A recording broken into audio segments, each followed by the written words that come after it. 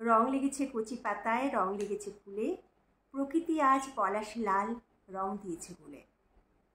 আজই বসন্ত জাগ্রত দ্বারে দ্বারে। বসন্তের রঙের ছোঁয়া আমাদের শরীরে মনে এখন থেকে লেগে গেছে। স্মৃতির পাতা থেকে কিছু ঘটনা তোমাদেরকে শেয়ার করব। আমরা 3 ভাই বোন।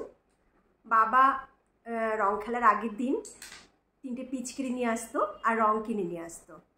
পরের দিন বেলা 10টার পর 1 বালতি জলে সেই রং গুলতো আর আমরা 3 ভাই বোন পিচকারি ভর্তি সেই রং নিতাম।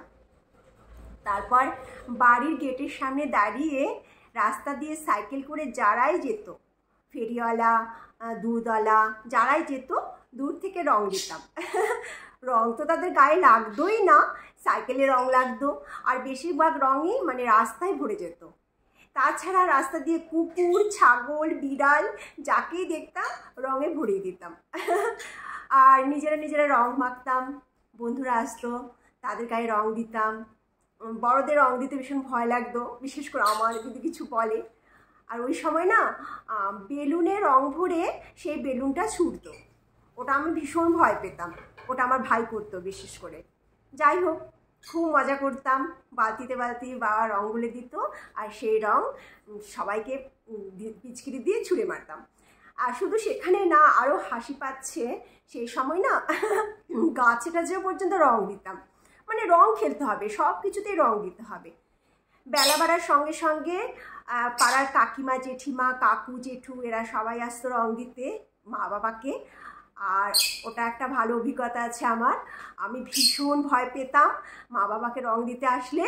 যেই দেখতাম না যে রং দিতে আসছে, আমি দৌড়ে গিয়ে আগে দরজা বন্ধ করে দিতাম আর মাকে বলতাম, একদম বেরোবে না, একদম বেরোবে না, তোমাদের রং দিয়ে দেবে বলে কেঁদে দিতাম। আর নিজেরা, আমাদের একটা ছোটো চৌকি ছিল, ওটার নিচে আমরা 3 ভাই বোন মানে বোন ছোট ছিল আর আমি আর ভাই লুকিয়ে পড়তাম। তা মা বলতো, কী হয়েছে, রং দেবে? না না, তোমাদের জোর করে রং দেবে, তুমি যেও না। তারপর খুব কাঁদতাম আর জানলা দিয়ে বলতাম, আমার মা বাবাকে রং দিও না গো, ওরা কষ্ট পাবে, তোমরা যাও তো। সে মা হাসতো, কিন্তু আমি একদম পছন্দ করতাম না যে মা বাবাকে রং দেবে। তারপর তোরা রং দিত আর আমি সে কি চিৎকার করে কাঁদতাম, হেঁচকি তুলে তুলে কাঁদতাম। কিছু ঘটনা ভুলে গেছিলাম, মা মনে করিয়ে দেয়। তা মনে পড়ে সেই সব দিনের কথা, খুব মজা হয়, ভাবলে খুব আনন্দ লাগে। জীবন সায়ান্নে এসে এখনও ছেলেবেলার মতোই রয়ে গেছি। প্রতি বছর রং খেলি, না রং না, আবির খেলি, বিভিন্ন গ্রুপের সাথে থাকি। আসলে রংটা লাগতে হবে আমাদের মনে লাল, নীল সব রং রাখতে হবে। মনে রং থাকলে খুশিতে রং থাকবে, তাই না? তাই সবাই দোলে অবশ্যই মজা করো, রং খেলো, ঘরে কেউ বসে থেকো না।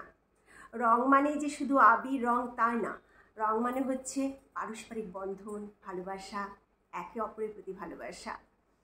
আমার এর মধ্যে রং খেলা হয়ে গেছে একটা গ্রুপের সাথে।